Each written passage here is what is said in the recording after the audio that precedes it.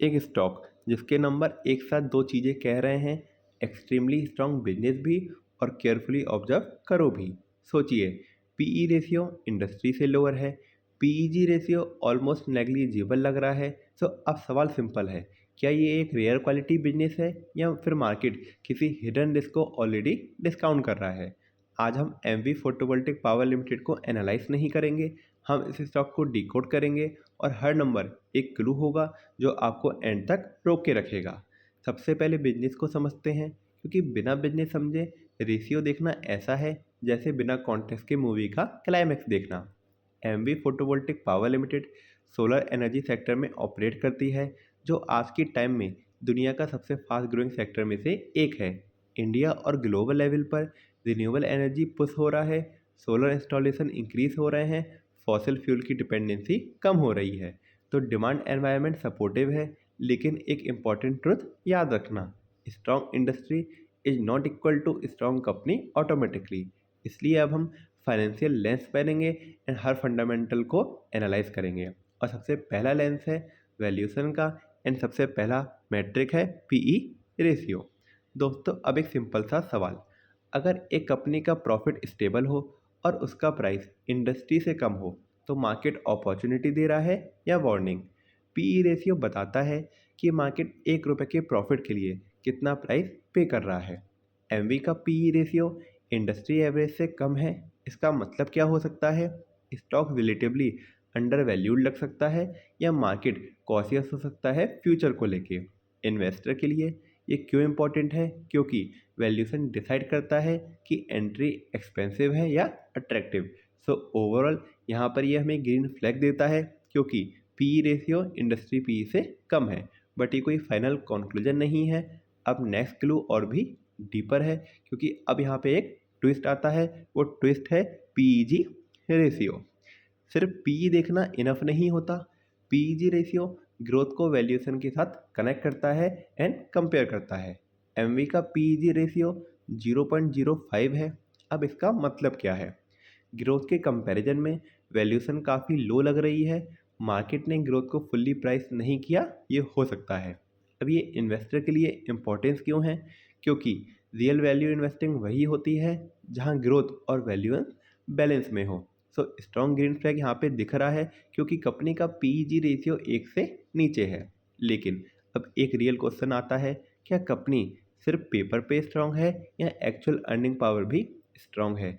इसके लिए हम अब आते हैं प्रॉफिटेबिलिटी के रेशियो पे, that is R O E means return on equity. ये हमें बताता है कि शेयर होल्डर के ₹100 से कंपनी कितना प्रॉफिट जनरेट कर रही है। एमवी का आरओई 51% प्लस है, मतलब कंपनी कैपिटल को एक्सट्रीमली एफिशिएंटली यूज़ कर रही है, मैनेजमेंट स्ट्रॉन्ग रिटर्न जनरेट कर रही है शेयर होल्डर के पैसों को स्मार्टली यूज़ करके। अब ये मैटर क्यों करता है? क्योंकि लॉन्ग टर्म वेल्थ क्रिएशन का बेस वही कंपनी होती है जो capital smartly and efficiently use करती हो। तो यहाँ पर कंपनी का आरओई 51% प्लस है, जो कि एक ग्रीन फ्लैग नज़र आता है। लेकिन एक और इम्पॉर्टेंट क्वेश्चन अभी बचता है, क्या सिर्फ इक्विटी ही एफिशिएंट है या कि पूरा बिजनेस? इसके लिए हम आते हैं अपने नेक्स्ट मैट्रिक पे, जो कि है R O C E means return on capital employed. ये पूरे बिजनेस की एफिशिएंसी को मेजर करता है। एमवी का are O C E 44% plus है, मतलब कंपनी अपने टोटल कैपिटल को highly efficiently and effectively use कर रही है एंड अच्छा प्रॉफिट जनरेट कर रही है। अब इसका इम्पोर्टेंस क्या है? क्योंकि ये सिर्फ शेयर होल्डर नहीं, डेट प्लस इक्विटी दोनों की एफिशिएंसी टेस्ट करता है। कंपनी का आर ओ सी 44% प्लस है, जो कि एक स्ट्रॉन्ग ग्रीन फ्लैग का इंडिकेशन देता है। अब तक सब कुछ स्ट्रॉन्ग लग रहा है, लेकिन डिमांड का ट्रुथ अभी बाकी है। सो हमारा नेक्स्ट मैट्रिक है सेल ग्रोथ, जिसको हमें एनालाइज करना पड़ेगा कंपनी की डिमांड को चेक करने के लिए। सेल ग्रोथ हमें बताता है कि कंपनी का revenue over the period of time कितना इंक्रीज या डिक्रीज हुआ है। इसके थ्रू हमें पता चलता है कि कंपनी के प्रोडक्ट और सर्विस की मार्केट में डिमांड है या नहीं है।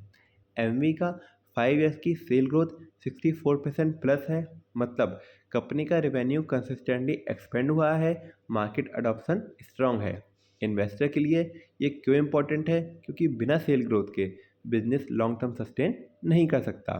सो यहाँ भी सेल ग्रोथ 64% प्लस है, जो कि एक ग्रीन फ्लैग नज़र आती है। लेकिन अभी रियल टेस्ट स्टार्ट होता है। तो हम देखते हैं हमारा next metric, that is profit growth, क्योंकि प्रॉफिट ग्रोथ में रेवेन्यू नहीं प्रॉफिट मैटर करता है। एंड इसके थ्रू हमें पता चलता है कि कंपनी का net profit over the period of time कितना इंक्रीज या डिक्रीज हुआ है। एमवी का प्रॉफिट ग्रोथ 158% प्लस है, मतलब कंपनी सिर्फ ग्रो नहीं कर रही बल्कि अर्निंग एफिशिएंसी भी इम्प्रूव कर रही है। अब इसका इम्पोर्टेंस क्या है, क्योंकि long term value creation profit से होता है, रेवेन्यू से नहीं। इसलिए हमें प्रॉफिट ग्रोथ एनालाइज करना होता है सेल ग्रोथ के बाद। बॉटम लाइन भी ज़रूरी है एंड टॉप लाइन भी ज़रूरी है। तो यहाँ पर प्रॉफिट ग्रोथ भी हमें एक ग्रीन फ्लैग इंडिकेशन देता है। सो अब नेक्स्ट क्वेश्चन आता है, क्या प्रमोटर भी उतने ही कॉन्फिडेंट है कंपनी में जितना कि नंबर दिखा रहे हैं? इसके लिए हमें एनालाइज करना होगा हमारा नेक्स्ट मैट्रिक, जो कि है प्रमोटर होल्डिंग। प्रमोटर होल्डिंग हमें बताता है कि कंपनी के प्रमोटर और फाउंडर कंपनी में कितना परसेंट स्टेक अपने पास रखे हुए हैं। यहाँ पर कंपनी में प्रमोटर होल्डिंग 80% प्लस है, मतलब मैनेजमेंट का स्ट्रांग ओनरशिप स्टेक है and skin in the game high है। वो जो डिसीजन लेंगे वो अपने इंटरेस्ट के लिए भी लेंगे, क्योंकि उनकी खुद की होल्डिंग 80% प्लस है, जो कि इन्वेस्टर के इंटरेस्ट के साथ अलाइन रहेगी।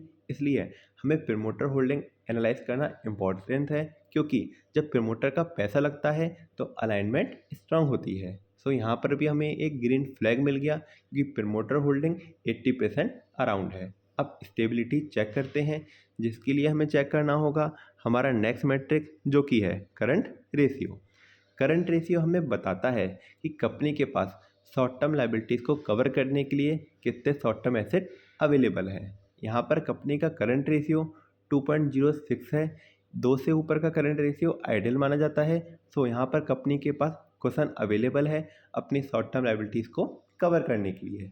अब हमें करंट रेशियो को एनालाइज क्यों करना पड़ता है, क्योंकि अगर लिक्विडिटी वीक हो तो प्रॉफिटेबल कंपनी भी स्ट्रेस में आ सकती है। बट यहाँ पर कंपनी का करंट रेशियो डिसेंट से भी ऊपर है, मतलब 2.06 है, जो कि हमें एक हेल्दी ग्रीन फ्लैग दिखाई दे रहा है। अब हम आते हैं अपने लास्ट डेट सेफ्टी टेस्ट पे, जो कि है इंटरेस्ट कवरेज रेशियो। ये हमें बताता है क्या कंपनी अपने डेट के इंटरेस्ट को अपने ऑपरेटिंग प्रॉफिट के थ्रू इजीली पे कर सकती है या नहीं पे कर सकती है। अब इसकी इम्पोर्टेंस क्या है, क्योंकि डेट मैनेजमेंट स्ट्रांग होना फाइनेंशियली स्टेबल का बेस होता है। यहाँ पर कंपनी का इंटरेस्ट कवरेज रेशियो 9.65 है, मतलब कंपनी अपने इंटरेस्ट ऑब्लिगेशन को कंफर्टेबली पे कर सकती है। सो यहाँ पर भी हमें एक ग्रीन फ्लैग मिल गया। अब तक पिक्चर काफ़ी स्ट्रांग है, लेकिन अब हम देखेंगे रिसेंट क्वार्टरली रिजल्ट्स के नंबर क्या कहते हैं एंड उसको एनालाइज करेंगे।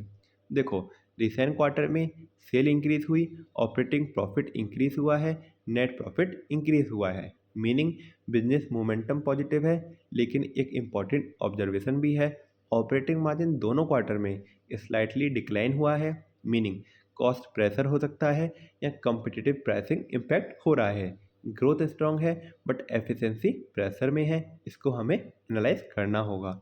अब आता है एक और important section, that is share holding pattern. Share holding pattern stable है, प्रमोटर होल्डिंग स्टेबल है, एफआई की होल्डिंग स्टेबल है एंड साथ में डीआई की होल्डिंग भी स्टेबल है। अब इसका मतलब क्या है, मेजर इन्वेस्टर अपनी पोजीशन को मेंटेन कर रहे हैं, कोई भी पैनिक एग्जिट सिग्नल नहीं मिल रहा है, मतलब स्टेबिलिटी पॉजिटिव साइन होती है, जो कि हमें दिख रही है। तो अगर हम पूरा पिक्चर देखें, फंडामेंटली क्या कह रहा है, वैल्यूएशन अट्रैक्टिव है, ग्रोथ स्ट्रांग है, प्रॉफिटेबिलिटी स्ट्रांग है, एफिशिएंसी स्ट्रांग है, लिक्विडिटी स्ट्रांग है, डेट सेफ्टी भी स्ट्रांग है। So overall picture fundamentally strong setup दिख रहा है। लेकिन एक इम्पॉर्टेंट रियलिटी याद रखनी चाहिए, स्ट्रांग मार्केट में strong number is not equal to guaranteed income. Risk हमेशा एग्जिस्ट करते हैं, market cycle, policy changes, raw material volatility, execution risk, sector dependency, और सबसे इम्पॉर्टेंट बात, कभी कभी सब कुछ होने के बाद भी कुछ हिडन फैक्टर होते हैं जो कि पूरी स्टोरी चेंज करते हैं। तो अगली वीडियो में हम वही देखेंगे, वो हिडन रिस्क और फ्यूचर ट्रिगर जो एमवे का कंप्लीट नैरेटिव बदल सकते हैं, और शायद वही चीज़ सबसे इम्पॉर्टेंट हो, जो आपने अभी तक किसी एनालिसिस में नहीं देखी हो। तो ये था complete fundamental analysis of MV photovoltaic power limited. अगर आपको ये वीडियो इन्फॉर्मेटिव लगी हो तो वीडियो को लाइक करो, चैनल को सब्सक्राइब करो और बेल आइकन पर क्लिक करो। अब हम मिलते हैं कल एक नए स्टॉक के एनालिसिस के साथ। तब तक देखते रहिए जीत स्टॉक एंड मिलते हैं अगली वीडियो में। Till then goodbye and take care.